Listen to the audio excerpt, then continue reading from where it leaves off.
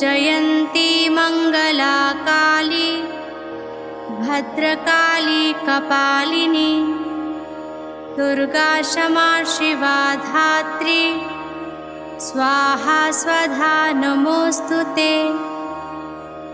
जय त्वं देवी चामुण्डे जय भूतातिहारिणी जय सर्वगते देवी कालरात्रि नमोस्तुते। मधुकैटभविद्रावि विधात्री वरदे नमः। रूपं देहि जयं देहि यशो देहि द्विषो जहि। महिषासुरनिर्नाशी भक्तानां सुखदे नमः। रूपं देहि